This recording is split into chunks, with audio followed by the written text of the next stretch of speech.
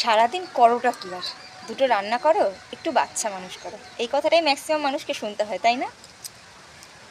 Housewife, আমরা হলাম গিয়ে হাউসওয়াইফ। কথাটা খুব সিম্পল, তাই না? যতটাই এটা ইজি, ততটাই এইটাকে পালন করা ডিফিকাল্ট। কেন বলছি? প্রত্যেক ঘরেই কোনো না কোনো হাউসওয়াইফ রয়েছে, সেটা তার মা হোক বা বউ হোক। সব কাজকর্ম পরিপাটি করে শত শেষে ঘুমাতে গিয়েও ভোর ভোর ওঠা মানুষটার নাম কিন্তু হাউসওয়াইফ। ভোর থেকে ঠান্ডার মধ্যে উঠে কাজকর্ম করে সবাইকে পরিপাটি করে খাইয়ে দাইয়ে টিফিন প্যাক রেডি করে দিয়ে অফিস পাঠিয়ে দেওয়ার পর যখন 10টায় সেই মানুষটা খায়, তার নাম হলো গিয়ে হাউসওয়াইফ। সারাদিনে হাজার একটা কাজের মাঝেও যার নিজের প্রতি যত্ন নেওয়ার সময় নেই, সে হলো হাউসওয়াইফ।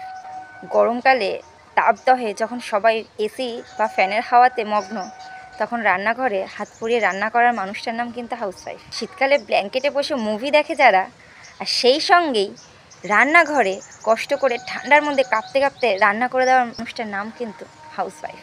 প্রতিদিনের সবার হাজার একটা মুখ ঝোঁক কথা শুনেও আবার সেই পরের দিনকে রান্নাবান্না করে তাদের মুখে অন্ন জুগিয়ে দেওয়ার মানুষটার নাম কিন্তু হাউসওয়াইফ।